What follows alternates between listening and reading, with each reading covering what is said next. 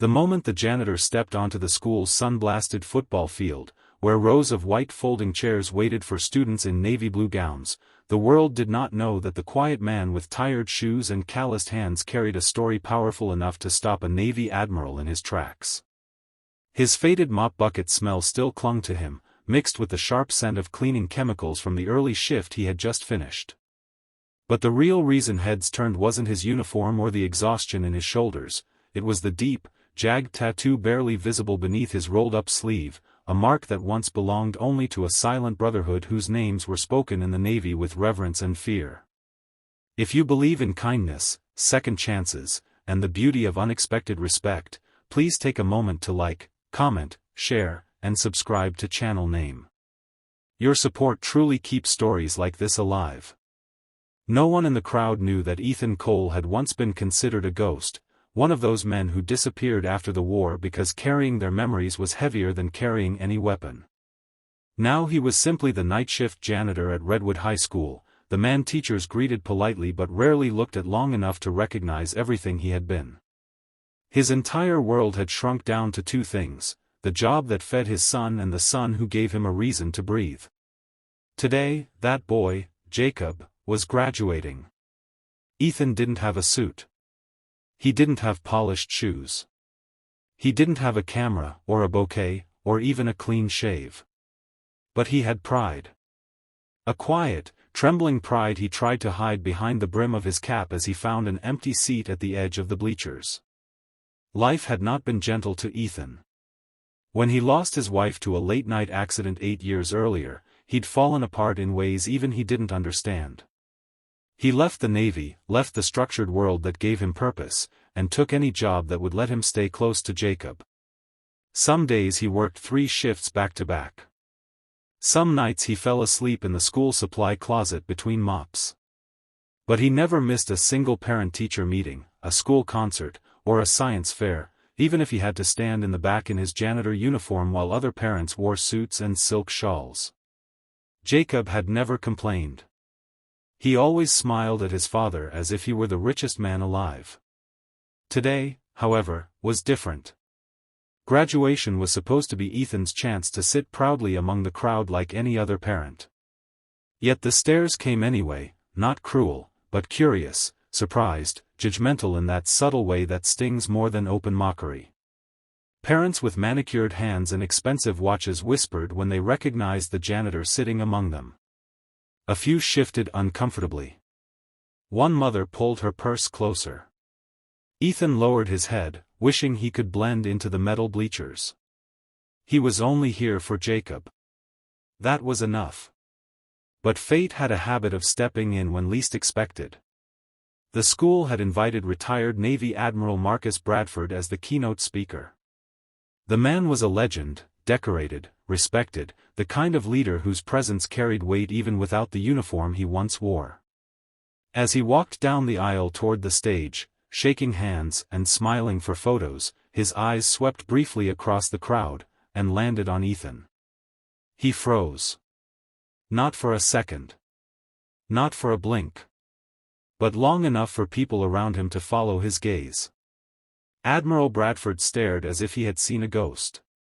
His hardened features softened, confusion flickered in his eyes, and for a moment, he forgot everything around him. Ethan stiffened, uneasy under the sudden attention. He pulled his sleeve down to hide the tattoo, but it was too late.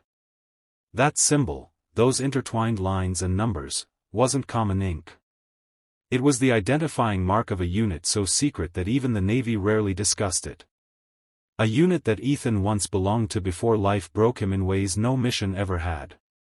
The Admiral stepped off the path and walked directly toward the bleachers. Parents whispered louder now, wondering who the janitor truly was. Ethan's heart pounded, his instinct to retreat warring with his desire not to cause a scene on Jacob's big day. He stayed still, breath shaky, until the Admiral finally reached him.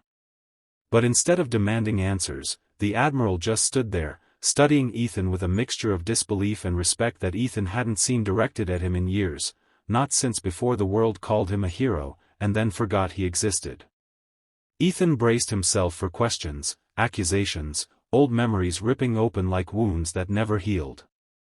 But the Admiral simply nodded once, an unspoken acknowledgement only men who survived the same darkness could understand. Ethan nodded back. The silence between them felt heavier than a spoken conversation. The Admiral returned to the stage, but something in his expression had changed. His voice, once strong and rehearsed, cracked slightly when he began his speech. He spoke about honor, sacrifice, courage, but every so often, he glanced at Ethan, as if drawing strength from the very man the world saw only as a janitor. Meanwhile, Jacob sat among his graduating class, unaware of the ripple beginning to spread through the crowd. He didn't see the Admiral's startled pause or the whispers passing row to row. He didn't see parents turning to look at his father differently now, less judgment in their eyes, more curiosity, maybe even respect. Jacob simply waited for his name to be called, hoping his father was watching.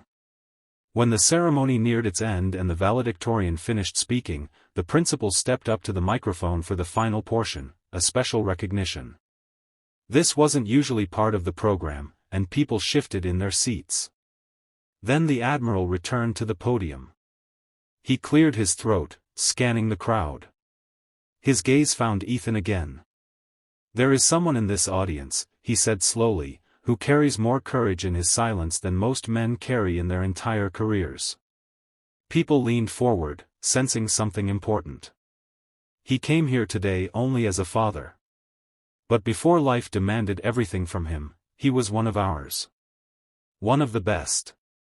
A man who served this country in ways few will ever know. Ethan felt the air leave his lungs. He gripped the edge of the bleacher so hard his knuckles whitened. This wasn't what he wanted. He didn't want attention. He didn't want recognition. He just wanted to watch his son graduate. But life had other plans. The Admiral continued, his voice thick with emotion. "It is an honor, an absolute honor, to have him here with us. And I want his son to know exactly who his father is." Every head turned toward Ethan now. Jacob looked too. Their eyes met, Jacob confused, Ethan trembling. The Admiral called Ethan's name. Students and parents looked stunned. The janitor? The quiet man who cleaned classrooms at night? The one they all ignored? Ethan rose slowly, his heart pounding in a painful rhythm. He walked down the steps toward the stage, feeling every emotion collide inside him, fear, grief, pride, disbelief. The Admiral stepped